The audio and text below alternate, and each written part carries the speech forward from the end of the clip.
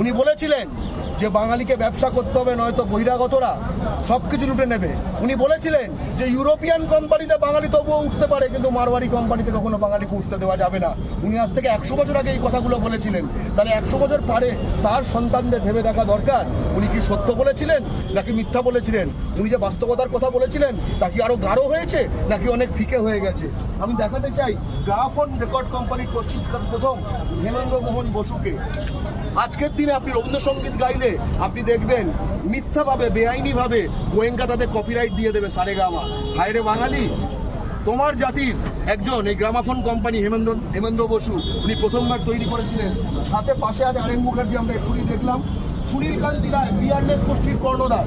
পিয়ারলেসের হাসপাতাল, পিয়ারলেসের hospitality, পিয়ারলেসের hotel, পিয়ারলেসের যে আবাসন শিল্পে বিভিন্নভাবে ছড়িয়ে রয়েছে যে গোষ্ঠী, সেই পিয়ারলেস গোষ্ঠী সুনীল কান্তি বাবু উনি আর আমাদের মধ্যে নেই। উনি সম্প্রতি মারা গিয়েছেন, কিন্তু ওনার আশীর্বাদ বাঙালি পরিবারের যেন সঙ্গে থাকে। সুধীর কুমার সেন আজকে যে ওই সবুজ সাথীর সাইকেল আজকে আমদানি করতে হয়, বর্তমানে উদ্যোগ নেওয়া হয়েছে তার জন্য কিছু পার্টস, কিছু অংশ এখানে বানানো যায়। অথচ ভারত তথা এশিয়ার সাইকেল শিল্পের কেন্দ্র ছিল আসানসোল এবং পথপ্রদর্শক ছিলেন সুধীর কুমার সেন। অনেকে এই ব্র্যান্ডের নাম জানেন না, যে সেন র্যালে ছিল একটা আমেরিকান কোম্পানি, আর সেন সুধীর কুমার সেন এই মিলে সেন র্যালে কোম্পানির বিখ্যাত আসানসোলের যে ফ্যাক্টরি, সেখানে ভারতে প্রথম স্বদেশি সাইকেল তৈরির ম্যানুফ্যাকচারার উনি। ম্যানুফ্যাকচারার মাথায় রাখবেন।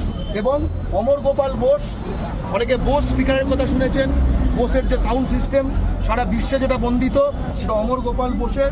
এবং বীরেন্দ্রনাথ সরকার বিখ্যাত চলচ্চিত্র প্রযোজক, নিউ থিয়েটার্সের প্রতিষ্ঠাতা।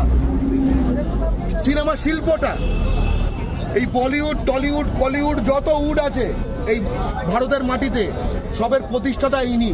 তারপরে এনার থেকে ব্রাঞ্চ হয়ে আজকে যে অবস্থাটা হয়েছে যে এনার বসত বাড়িটাও বহিরাগতরা দখল করে নিয়েছে, যারা কিনা তাদের সিএসআর এর টাকাটাও পশ্চিমবঙ্গে দেয় না, তারা যে ডিস্ট্রিক্ট থেকে এসছে রাজস্থানের সেখানে বৃদ্ধাশ্রম খুলতে দেয়। অর্থাৎ অনেক কিছু বেদখল হয়ে গেছে, কিন্তু আজকে পুনরুদ্ধার করতেই এই টাকা মিছিল। আমরা এদের থেকে অনুপ্রেরণা নেব। জয় বাংলা। জয় বাংলা।